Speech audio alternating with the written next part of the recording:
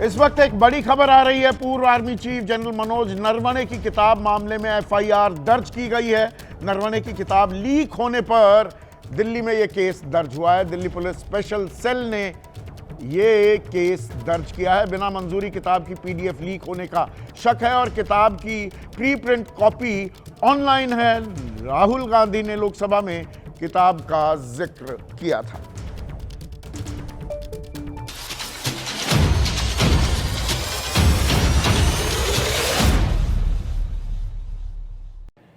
Orient bell tiles studio से आप देख रहे हैं एबीपी न्यूज।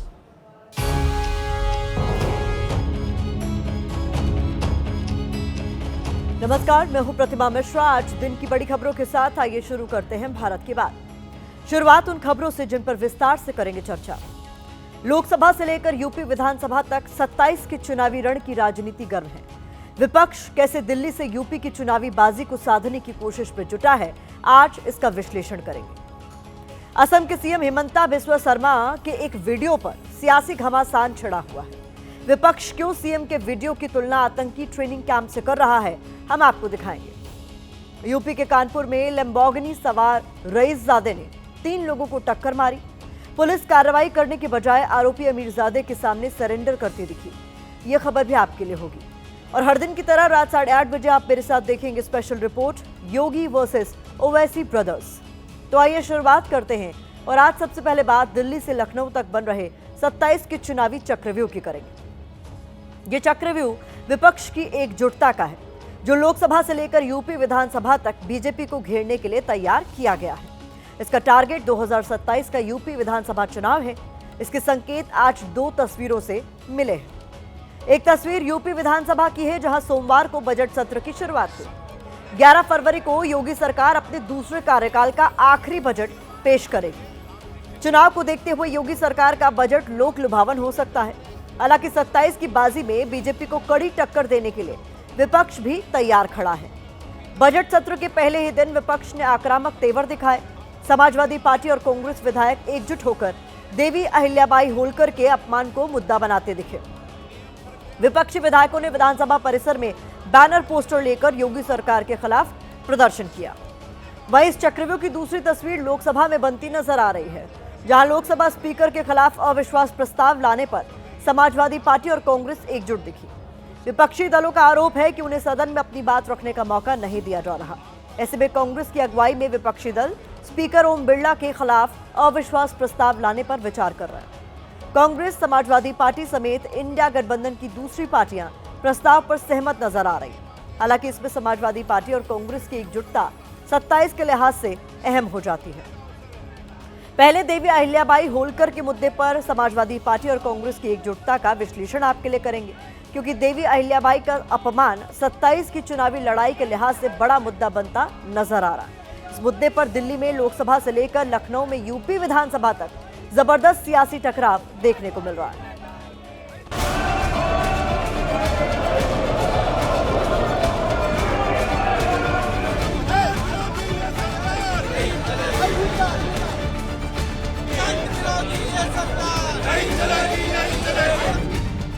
वैसे तो यूपी विधानसभा के बजट सत्र में विपक्ष कई मुद्दों पर योगी सरकार को घेरने में जुटा है। विधानसभा के अंदर और बाहर दोनों जगह आक्रामक तेवर दिखा रहा है। नहीं चलेगी, नहीं चलेगी। यूपी में गुंडाराज, बेरोजगारी, खराब स्वास्थ्य व्यवस्था और पीडीए पर अत्याचार के खिलाफ आवाज बुलंद कर रहा है। हालांकि इन सारे मुद्दों की भीड़ में देवी अहिल्याबाई होलकर के अपमान का मुद्दा ऐसा है जिस पर लखनऊ से लेकर दिल्ली तक जबरदस्त सियासी घमासान छिड़ा हुआ है।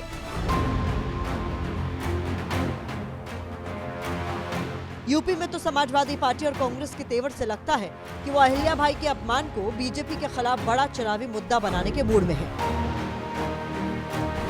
क्योंकि सत्र के पहले दिन समाजवादी पार्टी के एक विधायक साइकिल पर ऐसा बैनर पोस्टर लगाकर विधानसभा पहुंचे जिस पर लिखा था, राजमाता अहिल्याबाई का ये अपमान नहीं सहेगा हिंदुस्तान। इसके अलावा विधानसभा परिसर में अहिल्याबाई की तस्वीर के साथ प्रोटेस्ट किया गया। गौर करने वाली बात यह रही कि इस प्रदर्शन में समाजवादी पार्टी और कांग्रेस बीजेपी के खिलाफ एकजुट दिखी। यूपी विधानसभा के बजट सत्र के शुरू होने से पहले यहां पर समाजवादी पार्टी और कांग्रेस का संयुक्त प्रदर्शन चौधरी चरण सिंह की प्रतिमा के पास में। जिस तरीके से बुलडोज करके वहां पर बुलडोजर के द्वारा माता अहिल्याबाई होलकर जी के मंदिर को क्षतिग्रस्त किया गया, उनकी मूर्तियों को क्षतिग्रस्त किया गया। माता अहिल्याबाई होलकर जी को मानने वाले लोग, उनके अनुयायी इस बात से आहत हैं और उसके बाद उनके साथ मारपीट करना, पुलिस का लाठीचार्ज करना, उनको गिरफ्तार करना, उन पर मुकदमे दर्ज करना, समाजवादी पार्टी इसका विरोध करती है। सदन में चर्चा नहीं कराना चाहती, जवाब नहीं देना चाहती है। हम उनसे पूछना चाहते हैं कि आज बेरोजगारी के लिए सरकार के पास क्या रोड मैप है। महिलाओं पर, दलितों पर हो रहे अत्याचार पे सरकार बुरी तरह फेल हो चुकी है। महंगाई को नियंत्रित नहीं कर पा रही है, SIR में भारी गड़बड़ी हो रही है, पर सरकार मौन है। समाजवादी पार्टी लगातार नारी का अपमान, संवैधानिक व्यवस्थाओं का अपमान, संवैधानिक संस्थाओं का अपमान लगातार करती है। राज्यपाल के अपमान करने के माध्यम से उन्होंने प्रदेश की 12 करोड़ महिलाओं को भी अपमानित करने का काम किया। इससे पहले 3 फरवरी को लोकसभा में भी ऐसा दृश्य दिखा था, जब समाजवादी पार्टी के सांसदों ने देवी अहिल्याबाई की तस्वीर लेकर सदन के अंदर नारेबाजी की थी। महारानी अहिल्याबाई का अपमान नहीं सहेगा हिंदुस्तान, महारानी अहिल्याबाई का अपमान नहीं सहेगा हिंदुस्तान। गौर करने वाली बात यह है कि बीजेपी नेता भी विपक्ष की इस एकजुटता का संकेत समझ रहे हैं। यही वजह है कि यूपी के डिप्टी सीएम केशव प्रसाद मौर्य कांग्रेस और समाजवादी पार्टी पर एक सुर में हमला कर रहे हैं। समाजवादी पार्टी का जो आचरण जनता के बीच में रहता है, सड़कों में रहता है, वही सदन में भी रहा है। उनके पास कोई मुद्दा नहीं है जिसमें वह सही ढंग से सदन में चर्चा कर सके। उनके पास केवल हंगामा खड़ा करना, सदन का समय बर्बाद करना और बाकी सदस्यों के अधिकारों का हनन करना। भारतीय जनता पार्टी बड़े घमंड में है। अभी तो अयोध्या हारे थे, अब उनकी तैयारी है कि बनारस भी हारेंगे, पूरे प्रदेश में हारने। फिलहाल यूपी से दिल्ली तक बीजेपी के खिलाफ विपक्ष एकजुट नजर आ रहा है, क्योंकि इसी एकजुटता की वजह से वो लोकसभा चुनाव में बीजेपी को फटकरी दे चुका है। अब 2027 में भी इसी रणनीति को आजमाने की कोशिश में जुटा है।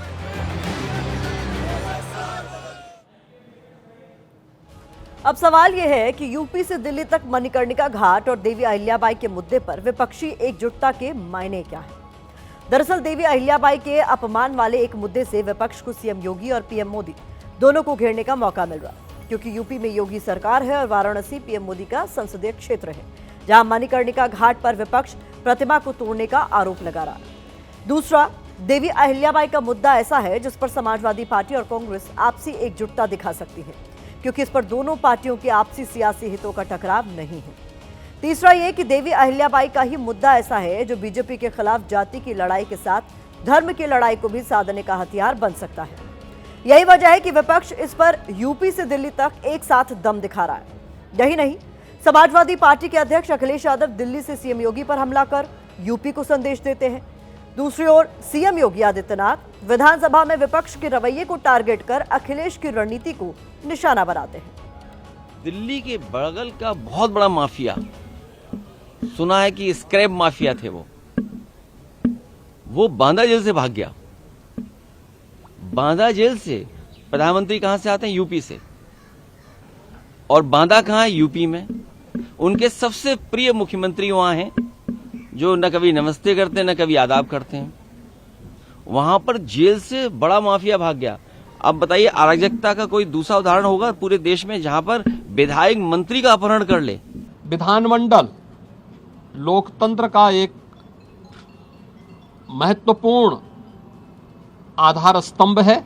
यह संवाद से चलता है, कार्रवाई को बाधित करके नहीं। किसी भी माननीय सदस्य को अगर कोई मुद्दा उठाना है तो कार्रवाई को बाधित करने से वह एक प्रकार से जिन मुद्दों को की ओर ध्यान आकर्षित करना चाहता है, उन मुद्दों पे को डाइल्यूट करने का प्रयास कर रहा है। 27 के चुनाव पर फोकस करते हुए विपक्षी पार्टियां यूपी से दिल्ली तक सरकार के खिलाफ एकजुटता का संदेश दे रहे हैं। खासकर समाजवादी पार्टी और कांग्रेस इसमें आगे है। बजट सत्र में लोकसभा स्पीकर ओम बिरला के खिलाफ अविश्वास प्रस्ताव लाने पर विचार हो रहा है। हालांकि सदन चलाने के लिए स्पीकर के साथ बैठकों का दौर भी चल रहा है।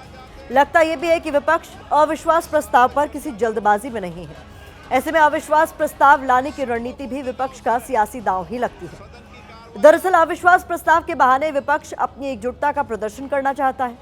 इसके जरिए विपक्ष की कोशिश चुनावी राज्यों को इंडिया गठबंधन की मजबूती का संदेश देने की है। इस प्रस्ताव के बहाने विपक्ष सदन में अपनी सियासी ताकत सरकार को दिखाना चाहता है। माननीय सदस्य, मैं पुनः आग्रह कर रहा हूं आपसे। The Prime Minister was scared to come to the House, not because of the members, but because of what I was saying. And he is still scared because he cannot face the truth. Speaker का अपना सम्मान है, सदन की अपनी गरिमा है। उन बातों को लेकर के हम बातचीत किए हैं, देखिए क्या रास्ता निकलता है। स्पीकर साहब पे इतना प्रेशर है कि उनको खुद स्टेटमेंट देना पड़ रहा है जो सही नहीं है। विपक्षी दलों के नेताओं का स्पीकर ऑफ किया जाता है, सांसदों का स्पीकर ऑफ किया जाता है, तो ये अगर नो कॉन्फिडेंस मोशन बनने का अगर है तो मुझे लगता है इंडिया ब्लॉक मिल के ही सरकार को या स्पीकर को पार्लियामेंट चलाने की कोई इंटरेस्ट नहीं। घिरी हुई है सरकार चारों तरफ से, इसलिए किसी भी मुद्दे पर नहीं चाहती कि चर्चा हो और इल्जाम लगा देती है विपक्ष पे। ऑपोजिशन के साथ भी हम बातचीत करने के लिए तैयार है और सदन चलाने के लिए कोई भी अगर स्पीकर पहल करता है तो हम तैयार हैं। अपनी दूसरी खबर का रुख करते हैं। इस खबर के केंद्र में बुर्का और टोपी वाली सियासत है जो यूपी से लेकर असम तक ट्रेंड कर रही है। असम में इस साल विधानसभा चुनाव है जिसको लेकर सियासत गरमाई हुई है। इस बीच असम बीजेपी के आधिकारिक सोशल मीडिया अकाउंट से एक वीडियो शेयर किया गया है। वीडियो में मुख्यमंत्री हिमंता बिस्वा शर्मा को प्रतीकात्मक रूप से मुसलमानों पर गोली चलाते हुए दिखाया गया था। दूसरी तरफ यूपी में अगले साल होने वाले विधानसभा चुनाव से पहले AIMIM के यूपी अध्यक्ष शौकत अली ने बुर्के वाली मुख्यमंत्री का बयान देकर भूचाल ला दिया है। शौकत अली ने कहा है कि महाराष्ट्र में बुर्के वाली मेयर बनी है, अब हमारी कौम की कोई बुर्के और हिजाब वाली यूपी की मुख्यमंत्री बनेगी। तो दोनों ही चुनावी राज्यों में सियासत की धुरी मुसलमानों के इर्द गिर्द घूम रही है। असम में मुसलमानों को टारगेट कर वोटों की ध्रुवीकरण की कोशिश हो रही है, तो यूपी में मुसलमानों को सत्ता का सपना दिखाकर दूसरी पार्टियों पर दबाव बनाने की रणनीति अपनाई जा रही है। लेकिन सवाल तो असम के सीएम हिमंता बिस्वा शर्मा के वीडियो पर उठ रहा है।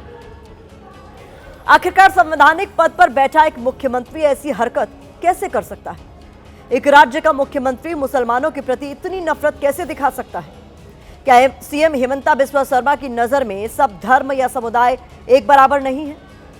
क्या सीएम हिमंता अपने इस कृत्य से मुसलमानों के प्रति हिंसा को बढ़ावा नहीं दे रहा है? क्या वोटों की राजनीति करते करते मुख्यमंत्री अपने पद की गरिमा और मर्यादा भूल गए हैं?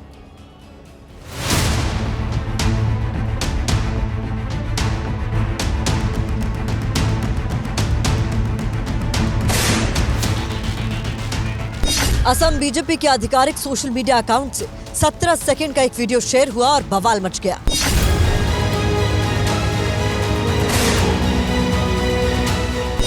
सत्रह सेकंड के पॉइंट ब्लैंक शॉट कैप्शन वाले इस वीडियो में मुख्यमंत्री हिमंता बिस्वा शर्मा एयर राइफल संभालते हुए टारगेट लॉक कर रहे हैं। वीडियो आगे बढ़ता है। इसके बाद AI से बने ऐसे दृश्य दिखते हैं जिसमें दाढ़ी और टोपी पहने धर्म विशेष के लोगों पर गोलियां लगती दिखती हैं।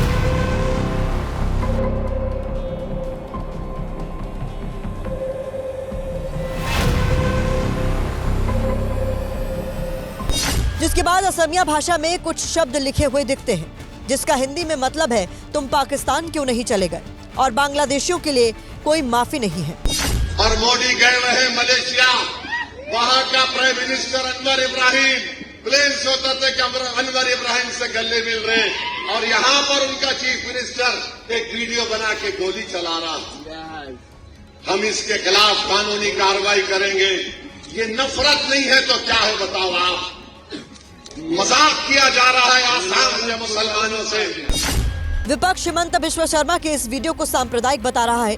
विपक्ष कह रहा है कि इस वीडियो में अल्पसंख्यकों की हत्या का महिमा मंडन होते हुए दिखाया गया है जिसे कतई बर्दाश्त नहीं किया जा सकता।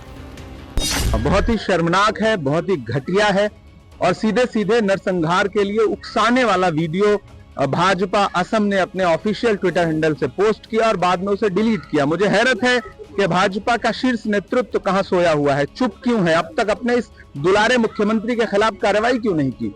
असम में हिंदू भी खुश है, मुस्लिम भी खुश है और हेमंता जी के बहुत बड़ी संख्या में मुस्लिम बंधु भी उनके समर्थकों में से है और ये देश धर्मनिरपेक्ष है। यहाँ पर हिंदू और मुसलमान एक दूसरे के दुश्मन थोड़ी है, एक दूसरे के पूरक है। विवाद होते ही असम बीजेपी ने इसे तुरंत हटा भी लिया, लेकिन तब तक गोली निकल चुकी थी जिसने सीधा भावनाओं को हिट किया। विपक्ष कह रहा है कि वीडियो में सीएम दिखते हैं, असम बीजेपी के हैंडल से इसे शेयर किया जाता है। क्या अदालतें और संस्थाएं सो रही हैं? क्या ये वीडियो पाकिस्तान में चल रहे आतंकियों की ट्रेनिंग कैंप जैसा नहीं है?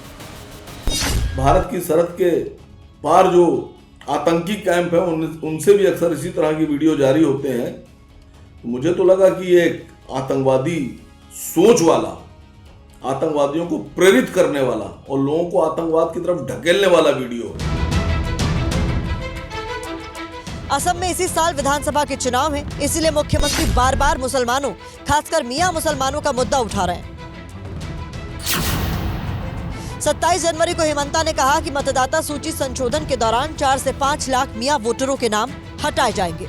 28 जनवरी को उन्होंने कहा कि जो भी मियां मुसलमानों को किसी भी तरह परेशान कर सकता है उसे करना चाहिए। सुप्रीम कोर्ट ने अप्रैल 2023 में सभी राज्य सरकारों को निर्देश दिया था कि नफरत फैलाने वालों के खिलाफ स्वतः संज्ञान लेकर एफआईआर दर्ज की जाए। इसका मकसद सांप्रदायिक सद्भाव को बनाए रखना था। अब विपक्ष पूछ रहा है कि क्या लगातार नफरती बयान दे रहे हेमंता बिस्वा शर्मा पर केस दर्ज होगा? हमारे देश में चुनाव से पहले नफरती भाषणों की बाढ़ सी आ जाती है, ये बहुत आम हो चुका है। Centre for study on hate की एक रिपोर्ट के मुताबिक साल 2025 में देश भर में 1318 नफरती भाषणों की घटनाएं दर्ज की गई। 2024 के मुकाबले ये 13% ज्यादा है और 2023 के मुकाबले लगभग दोगुनी। रिपोर्ट के मुताबिक पिछले साल औसतन हर दिन 4 नफरती भाषण हुए। इन घटनाओं का सबसे बड़ा निशाना धार्मिक अल्पसंख्यक, खासतौर पर मुस्लिम और ईसाई समुदाय के लोग रहे। 88% घटनाएं उन राज्यों में दर्ज हुई जहां बीजेपी या उसकी सहयोगी पार्टियों की सरकार है या फिर वो सत्ता में है। रिपोर्ट कहती है कि नफरत अब सिर्फ चुनावी भाषणों तक सीमित नहीं है, बल्कि ये राजनीतिक रणनीति का हिस्सा भी बन गई है। जिस तरह असम की सीएम हेमंता बिस्वा शर्मा का वीडियो विवाद की वजह बना, उसी तरह यूपी में आज बुर्का ट्रेंड हुआ। एआईएमआईएम के यूपी प्रदेश अध्यक्ष शौकत अली ने कहा कि महाराष्ट्र में बुर्के वाली मेयर बनी है, अब बारी यूपी में अपनी कौम की बुर्के और हिजाब वाली सीएम बनाने की है। ऐसा लग रहा है जैसे यूपी में बुर्के वाली सीएम का बयान बहुत सोच समझ कर दिया गया है। कैसे, अब इसे भी समझिए। दरअसल एआईएमआईएम की कोशिश मुस्लिम वोटों को ज्यादा से ज्यादा अपने पाले में लाने की है। हालांकि एआईएमआईएम की इस रणनीति का फायदा बीजेपी को मिल सकता है, क्योंकि इससे हिंदू वोट एकजुट होकर उसकी तरफ शिफ्ट हो सकता है। बिहार और महाराष्ट्र जैसे राज्यों में ऐसा देखने को भी मिला है। तीसरा, बुर्के वाली सीएम का बयान देकर एआईएमआईएम राज्य में अपनी सियासी कद को बढ़ाना चाहता है। वहीं एआईएमआईएम की मंशा मुसलमानों की राजनीति करने वाली दूसरी विपक्षी पार्टियों जैसे कि समाजवादी पार्टी और कांग्रेस पर दबाव बनाने की है, ताकि वो एआईएमआईएम के साथ गठबंधन पर विचार करें।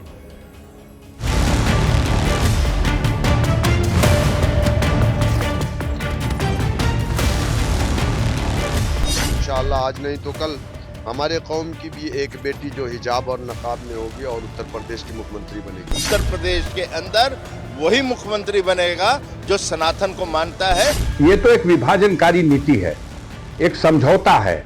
आप मालेगांव में तो बना लिए, लेकिन आप देश के दूसरे हिस्सों में जहां आप संख्या बल में उतने नहीं हैं, कैसे बनाएंगे? 203 सीट हम अखिलेश यादव जी के लिए छोड़ रहे हैं ताकि 203 सीट पर वो बीजेपी को चुनाव हरा दे। समाजवादी पार्टी के नेता माननीय अखिलेश यादव जी इस पर तय करते हैं कुछ बात। हमारी तीसरी खबर के केंद्र में 9 करोड़ की वो लैम्बोर्गिनी कार है जिसमें बैठे बिगड़ैल रईसजादे को बचाने के लिए कानपुर पुलिस दीवार बनकर खड़ी हो गई। सवाल है कि पुलिस आरोपी को क्यों बचाना चाहती है, क्यों अब तक शिवम मिश्रा की गिरफ्तारी नहीं हुई। लैम्बोर्गिनी कार को शिवम मिश्रा चला रहा था, लेकिन एक्सीडेंट होते ही कार में बैठे बाउंसर ने शिवम मिश्रा को भगा दिया। इसके बाद पुलिस अधिकारी बाकायदा 9 करोड़ की कार में बैठकर थाने आए, लेकिन थाने आते ही कार पर काला पर्दा डाल दिया गया, मानो पुलिस खुद गुनाह को छिपाने की कोशिश कर रही हो। पुलिस ने ठसक के साथ कहा कि केस दर्ज हो गया है, उचित कार्रवाई की जाएगी। यहाँ भी पुलिस ने खेल किया। पुलिस ने एफआईआर दर्ज की, वो भी अज्ञात के खिलाफ। एबीपी न्यूज पर खबर चली तो पुलिस की नींद टूटी। अब करें तो क्या करें? तो पुलिस ने पहले ये बताया कि लैम्बोर्गिनी कार बड़े बिजनेसमैन का बेटा शिवम दौड़ा रहा था। इसके बाद पुलिस सरपट शिवम के कानपुर स्थित घर पर पहुंची। यहाँ भी पुलिस बस घर में झांकती ही नजर आई। साफ साफ दिख रहा है कि घर की छत पर कोई मौजूद है, लेकिन पुलिस कह रही है कि कानपुर वाले घर पर कोई नहीं है। गेट किसी ने खोला ही नहीं। कुछ नहीं, एक्सीडेंटल मामला है। शिवम मिश्रा की तलाश में हम आए थे, दरवाजा खुलवाने का प्रयास किया गया, नहीं खुल रहा है। अब ऊपर जो हम अपने अधिकारी लोगों से बात करेंगे। दिन चढ़ा, सवालों की संख्या बढ़ी तो आला अधिकारियों की नींद टूटी। जिसे अभी तक अज्ञात बताया जा रहा था, उसके आगे शिवम मिश्रा लिख दिया गया। गाड़ी का डिटेल मिला है, गाड़ी को सीज कर दिया गया है और अब हमारी जो पहली जो जांच होती है उस जांच में पता लगा है कि शिवम मिश्रा नाम के लड़का चला रहा था। उनके पिताजी का नाम के मिश्रा है।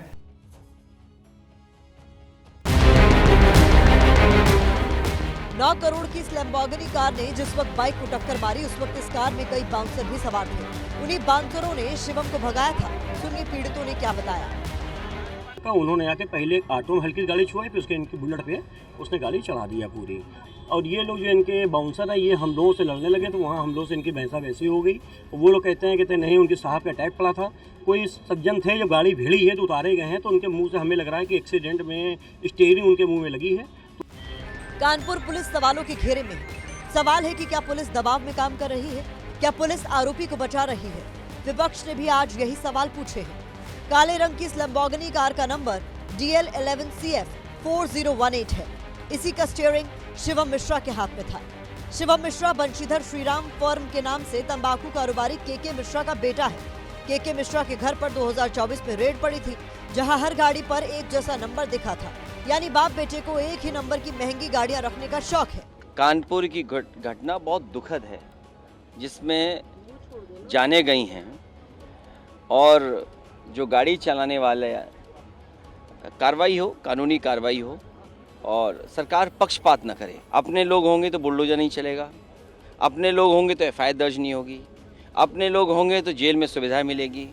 इसलिए सरकार को पक्षपात नहीं, न्याय करना चाहिए और जान गई है, कड़ी कार्रवाई हो। नहीं, जो दुर्घटना जानबूझ करके करेगा तो मुकदमा दर्ज करके उसके खिलाफ कार्रवाई तो होगी। क्या पुलिस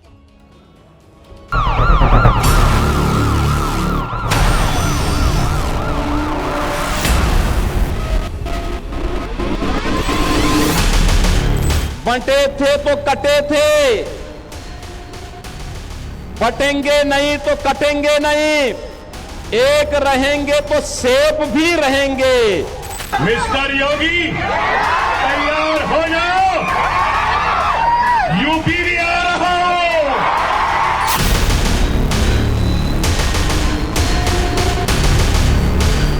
पंजाब वाली महिला मेयर बनी है, क्या करें? ये तो हम तो पहले से कह रहे थे बनेगी और बन गई अल्हम्दुलिल्लाह। हमारे कायद ने पहले ही कहा था और एक दिन उत्तर प्रदेश की मुख्यमंत्री भी हिजाब वाली महिला बनेगी। बीजेपी और RSS के लोगों से मैं पूछना चाह रहा हूँ, आप सुबह शाम अपनी घर में जो रूप से ज्यादा मुझे याद करते हैं, शुक्रिया। कोई बात नहीं, आप याद करिए, क्योंकि आपको मुझसे मोहब्बत है, मुझे आपसे नहीं है। और आप तो ऐसी लैला हो जिसका कोई मजनू ही नहीं है और बात मोहब्बत की करते हैं। देखा आपने, अभी उत्तर प्रदेश विधानसभा चुनाव में पूरे 1 साल का वक्त बाकी है, लेकिन राजनीतिक तापमान उबाल मारने लगा है। राजनीतिक बयानबाजी के इस ट्रेलर को देखकर लग रहा है कि उत्तर प्रदेश के चुनाव में हिंदू बनाम मुसलमान की गूंज बहुत तेज सुनाई देगी, क्योंकि एक तरफ यूपी के CM योगी आदित्यनाथ हैं और दूसरी तरफ ओवैसी ब्रदर्स। असदुद्दीन ओवैसी के छोटे भाई अकबरुद्दीन ओवैसी ने सीधे योगी आदित्यनाथ को चुनौती देते हुए कहा कि वो यूपी आ रहा है। ओवैसी की पार्टी AIMIM यूपी के चुनावों को लेकर खासी उत्साहित और सक्रिय दिखाई दे रही है। बिहार और महाराष्ट्र के नगर निगम चुनाव में मिली सफलता से ओवैसी ब्रदर्स के हौसले काफी बुलंद हैं, लेकिन बीजेपी दोनों को सीरियसली लेने के मूड में नजर नहीं आ रही। बीजेपी के तमाम नेता ओवैसी फैक्टर को खारिज करने में जुटे हुए हैं और पिछले विधानसभा चुनाव का हवाला दे रहे हैं। वैसे ये सच है कि पिछले चुनाव में ओवैसी की पार्टी यूपी में खाली हाथ रही थी, लेकिन 5 साल में काफी पानी बह जाता है और चुनावी खेल तो हफ्तों में बदल जाता है। तो चलिए आज भारत की बात में आपको दिखाते हैं योगी वर्सेस ओवैसी ब्रदर्स पर हमारी एक खास रिपोर्ट। मिस्टर योगी तैयार हो जाओ, यूपी भी आ रहा हूँ। आपका स्वागत हम बड़ी जम के करना चाहते हैं, क्योंकि लखनऊ की मेहमान नवाजी जो है वो पूरे देश में फेमस है, और ऐसी मेहमान नवाजी बुलडोजर से कभी उन लोगों ने देखी नहीं होगी।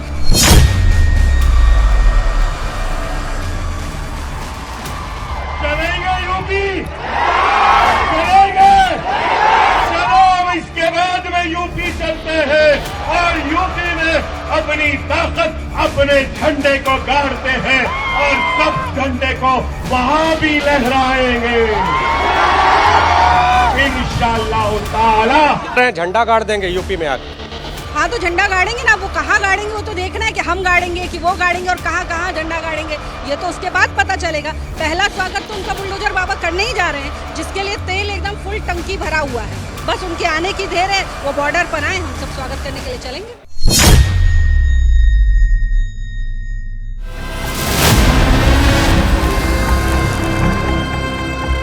तो हो जाइए तैयार, यूपी के मेहरबान कदरदान, वोट देने वाले उत्तर प्रदेश के तमाम मेहमान, क्योंकि 2027 के विधानसभा चुनाव के लिए जुबानी जंग तो शुरू हो चुकी है। 80% SC/ST एक्ट के एट्रॉसिटीज के केसेस बीजेपी ज़ेरे इख्तिदार रियासतों में होते हैं, तो क्या बीजेपी एंटी दलित नहीं है? वो जैसे फिल्म रिलीज के पहले पोस्टर रिलीज किया जाता है ना, उसके बाद टीजर और फिर प्रोमो रिलीज होते हैं, ठीक उसी तरह यूपी विधानसभा चुनाव के ये वो टीजर हैं जो बता रहे हैं कि इलेक्शन की पिक्चर कितनी धुआंधार और धमाकेदार होने वाली है। अकबरुद्दीन ओवैसी के जूती के बराबर नहीं है, मेरी जूती के बराबर नहीं है। मैं लौंडो पट्टों की बात नहीं करता हूं, मैं इनकी बाप की बात कर रहा हूं, लौंडो कला।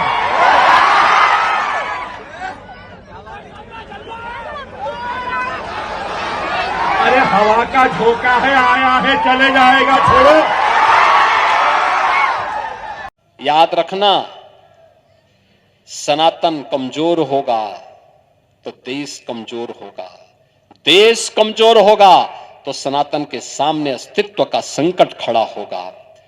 जाति, क्षेत्र और भाषा उसके सामने कोई मायने नहीं रखेगी, और इसलिए इस बात को ध्यान में रखना, इस बात को ध्यान में रखना कि जो बांटने वाले लोग हैं ना, जाति के नाम पर, क्षेत्र के नाम पर, भाषा के नाम पर, इन लोगों से सावधान रहना।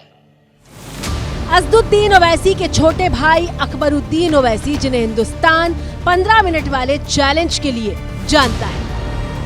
15 मिनट के लिए पुलिस को हटा लो, बता लेंगे किसमें हिम्मत है, कौन ताकत है। 15 मिनट हटा लो।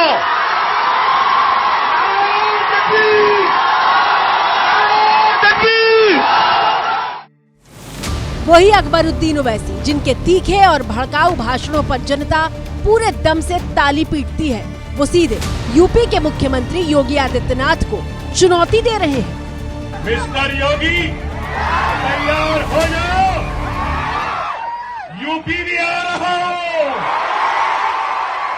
चलेंगे यूपी, चलेंगे, चलो अब इसके बाद में यूपी चलते हैं। भैया ये जितने जने हैं ये खाली तुष्टीकरण, जाति, धर्म के आधार पर वोट मांगे वाले हैं। ये तुष्टीकरण की पॉलिटिक्स अब नहीं चलेगी इस देश में। तुष्टीकरण से लोग ऊब चुके हैं। आज उत्तर प्रदेश विकास के रथ पर सवार होकर के सर्वश्रेष्ठ प्रदर्शन कर रहा है। बीजेपी भले ही असदुद्दीन और अकबरुद्दीन ओवैसी के बयानों को तवज्जो न देने की बात कर रही हो, लेकिन अकबरुद्दीन ओवैसी के ताज़ा बयान को उत्तर प्रदेश में AIMIM की सियासी जमीन तैयार करने की रणनीति के तौर पर देखा जा रहा है। कब उठोगे? हिजाब खींचा जा रहा है, दाढ़ी के नाम पे मारा जा रहा है, अजान पे पाबंदी हो रही है, शरीयत पे हमले हो रहे हैं, वक्त की अमलाक को लेने की बात हो रही है, फिर भी तुम उठना नहीं चाहते। यूपी जहां करीब 20% मुस्लिम आबादी है और ओवैसी खुद को मुसलमानों के मसीहा के तौर पर पेश करते हैं। अब उनके प्रदेश अध्यक्ष अपनी रैलियों में उन मुद्दों को उठा रहे हैं जिनसे मुस्लिम आबादी सीधा जुड़ाव महसूस करती है। तो हम तो आज से नारा देंगे कि हम 2 और हमारे 2 दर्जन। हमारे तो अल्हम्दुलिल्लाह 8 बच्चे हैं। कितने? 8 बच्चे हैं अल्हम्दुलिल्लाह। हमारे बड़े भैया के अल्हम्दुलिल्लाह 16 बच्चे। और सुनिए, हमारी वालिदा अपनी हयात से 97 साल हमारी वालिदा की उम्र है और कम से कम 72 उनके नाती और पोते जवान हैं, 6-6 बेटे। तो ये घबराहट क्यों है हमारी तादाद? ये वो मुद्दा है जिस पर हिंदू बनाम मुसलमान सुनाई देता है जब हिंदू नेता मुस्लिम आबादी का हवाला देते हुए ज्यादा बच्चे पैदा करने की अपील करते हैं। ये हिंदुस्तान को पाकिस्तान बनाने के राह पे चल रहे हैं, तो हमको हमारे हिंदुस्तान से अगर प्रेम होगा, ये 19 बच्चे कर रहे हैं तो हमने जरूर 3 से 4 बच्चे जरूर सबने करने चाहिए।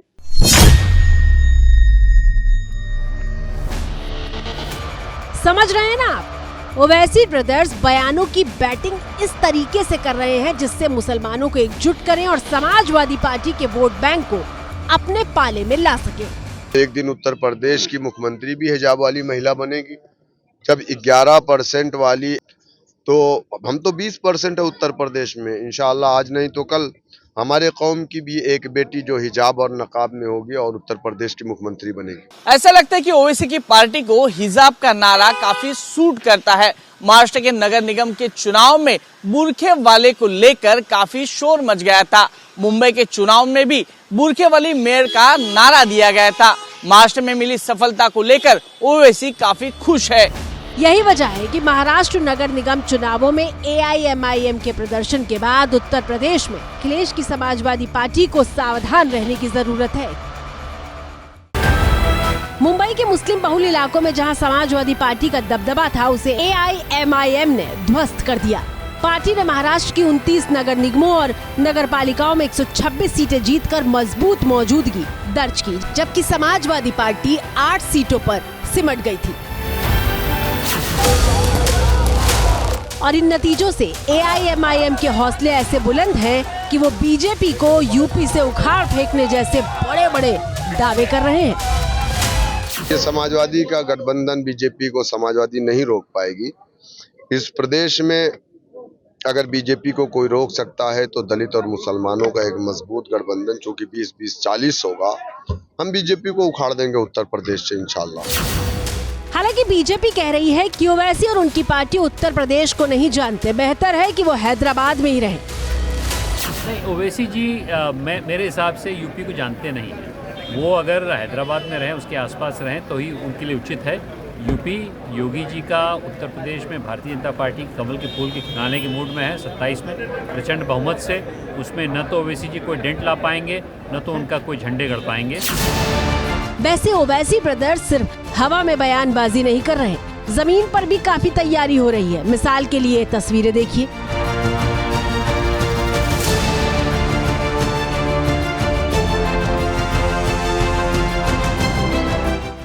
तस्वीरें यूपी के मुरादाबाद की हैं, जहां समाजवादी पार्टी के नेता और पूर्व विधायक अनीसुर रहमान से AIMIM के यूपी अध्यक्ष शौकत अली ने उनके घर पर मुलाकात की। दोनों नेताओं की मुलाकात को 2027 के विधानसभा चुनावों से जोड़कर देखा जा रहा है। सूत्रों के मुताबिक AIMIM के कांग्रेस और इसके साथ ही समाजवादी पार्टी के कई मुस्लिम नेताओं से गुपचुप बातचीत चल रही है। आगे इन मुलाकातों की कई तस्वीरें सामने भी आ सकती हैं। इसके साथ ही आपको बता दें कि AIMIM यानी असदुद्दीन ओवैसी की पार्टी ने यह साफ कर दिया है कि आने वाले दिनों में यूपी में लगभग 200 सीटों पर विधानसभा चुनाव लड़ने की तैयारी है। ओवैसी यूपी विधानसभा चुनाव में सिर्फ बीजेपी के खिलाफ हुंकार नहीं भरते, बल्कि वो यहां तक कह चुके हैं कि अखिलेश की दुकान बंद कर देंगे। दरअसल समाजवादी पार्टी का मुस्लिम यादव गठजोड़ लंबे वक्त से मजबूत रहा है और मुस्लिम वोट बैंक SP की सबसे बड़ी ताकत माना जाता है। लेकिन ओवैसी की मौजूदगी से मुस्लिम वोटों का बंटवारा हो सकता है, जो समाजवादी पार्टी के लिए खतरा है। और 2022 के विधानसभा चुनाव में ये साबित भी हो चुका है। यही वजह है कि अखिलेश की समाजवादी पार्टी ये कभी नहीं चाहती कि ओवैसी मजबूती से यूपी में चुनाव लड़े, लेकिन ओवैसी का तर्क है कि मुसलमानों को भी अपनी अलग पार्टी बनानी चाहिए। और इस बात से भी इनकार नहीं किया जा सकता कि अगर ओवैसी की पार्टी उत्तर प्रदेश में 200 सीटों पर लड़ी तो 2027 का चुनावी गणित पूरी तरह से बदल सकता है। करिश्माई व्यक्तित्व, सीधे मुस्लिम आबादी तक संवाद स्थापित करने वाला भाषण और मुसलमानों के सबसे बड़े नेता की पहचान। ये वो चंद बातें हैं जो असदुद्दीन ओवैसी को तमाम मुसलमान नेताओं की भीड़ से अलग करती हैं। हजारों आके गए और हजारों जाएंगे, इसी मजलिस के लिए हम तो जान लुटाएंगे। जहाँ भी जुल्म हो मौजूद यही रहते हैं, हजारों मजलूमों का एक ही मसीहा है। ओवैसी पहले मुस्लिम आबादी को याद दिलाते हैं कि कितना अन्याय हो रहा है और फिर वो सपने दिखाते हैं कि अगर उनकी बात मानी तो क्या हो सकता है। वो दिन आएगा, मैं रहूं या ना रहूं, मेरी इस तकरीर के अल्फाज को तुम याद रख लेना। ये नौजवान तुम देखोगे वो दिन कि हमने कहा था और इंशाअल्लाह ताला हम उस दिन को हासिल करेंगे। दुश्मनी क्यों है कि हम इसके सामने ठहरेंगे, ये हमारे सामने कुर्सी पर बैठेगा पैर पे पैर डालकर। ये हमको ये चाहते हैं कि हम इनके सामने हाथ बांधकर सर झुकाकर बात करें। सालार ने हमको ये मिजाज दिया, मजलिस इत्तेहाद और मुस्लिमीन ने हमको मिजाज दिया कि कुर्सी भी हमारी होगी, हम बैठेंगे कुर्सी पर। जाहिर तौर पर ओवैसी ब्रदर्स भी हिंदू मुसलमान की वो राजनीति करते हैं जो उनको सूट करता है। आप सुबह शाम अपनी घर में जो रूह से ज्यादा मुझे याद करते, शुक्रिया। कोई बात नहीं, आप याद करिए, क्योंकि आपको मुझसे मोहब्बत है, मुझे आपसे नहीं है। लेकिन असदुद्दीन ओवैसी के लिए उत्तर प्रदेश का राजनीतिक रण इतना आसान नहीं है। 2022 विधानसभा चुनाव में ओवैसी 95 सीटों पर लड़े थे, लेकिन एक भी सीट जीतने में कामयाब नहीं हुए थे। ओवैसी की पार्टी को सिर्फ 0.49% वोट शेयर मिला था। लेकिन इतने कम वोट शेयर के बावजूद ओवैसी ने अखिलेश को नुकसान पहुंचाया था। मिसाल के तौर पर 2022 के चुनाव में बाराबंकी की कुर्सी सीट पर समाजवादी पार्टी बीजेपी से सिर्फ 217 वोटों से हारी थी और ओवैसी के उम्मीदवार को 8,541 वोट मिले थे। जबकि सहारनपुर जिले में आने वाली नकुड़ सीट पर समाजवादी पार्टी 315 वोटों से हारी थी। ओवैसी की पार्टी को 3,593 वोट मिले थे। ओवैसी यूपी चुनाव का बड़ा फैक्टर है, क्योंकि 2022 में एसपी को नुकसान पहुंचाने के बाद साल 2024 के लोकसभा चुनाव में एआईएमआईएम ने यूपी में कोई उम्मीदवार नहीं उतारा था। समाजवादी पार्टी और कांग्रेस साथ मिलकर चुनाव लड़े थे। मुस्लिम वोट नहीं बटा था और शायद यही वजह रही कि लोकसभा चुनाव में एसपी ने अब तक की सबसे बड़ी जीत दर्ज की थी।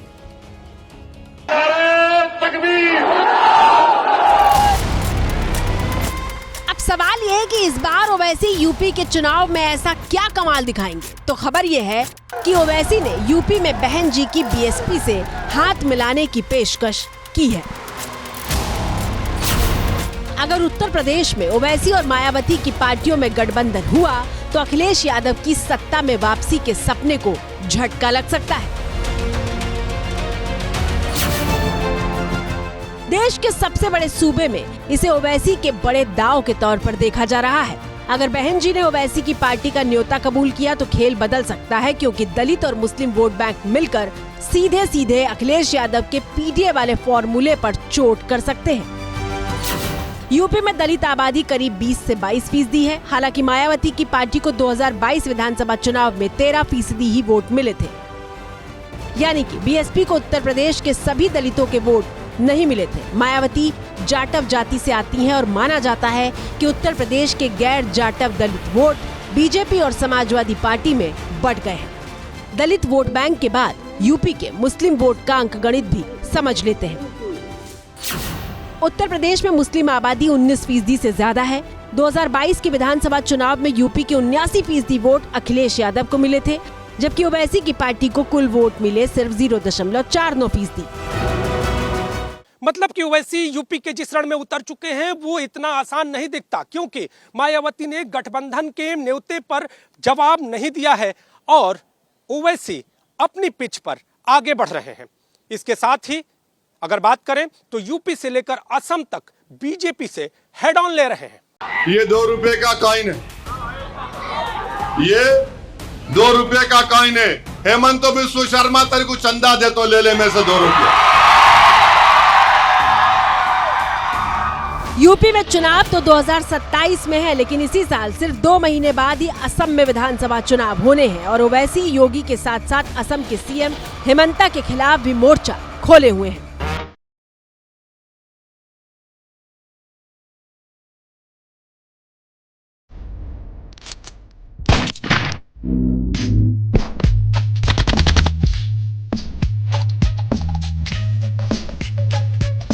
यहाँ पर उनका चीफ मिनिस्टर एक वीडियो बना के गोली चला रहा, हम इसके खिलाफ कानूनी कार्रवाई करेंगे। ये नफरत नहीं है तो क्या है बताओ आप? मजाक किया जा रहा है आसाम के मुसलमानों से। असम बीजेपी ने सीएम हेमंता को एक एआई वीडियो में बंदूक चलाते हुए दिखाया था और हेमंता बंदूक से जिस दीवार पर निशाना साध रहे थे वहां दूसरे समुदाय के लोगों की तस्वीर थी जिस पर लिखा था नो मर्सी। सीधे सीधे नरसंहार के लिए उकसाने वाला वीडियो भाजपा असम ने अपने ऑफिशियल ट्विटर हैंडल से पोस्ट किया और बाद में उसे डिलीट किया। मुझे हैरत है कि भाजपा का शीर्ष नेतृत्व कहां सोया हुआ है। यूपी चुनाव में अभी साल भर का वक्त बाकी है। अभी कई समीकरण बनेंगे तो कई बिगड़ेंगे भी, लेकिन असम में चुनाव का काउंटडाउन शुरू होने वाला है। महीने के अंत में तारीखों का ऐलान होगा, लेकिन जिस तरह से वहां हिंदू मुसलमान वाली सियासत तेज हो चुकी है वो कई सवालों को जन्म दे रही है। असम से लेकर यूपी तक के हर चुनाव की खबर, हर अपडेट आपको भारत की बात पे मिलता रहेगा। फिलहाल आज के लिए इतना ही।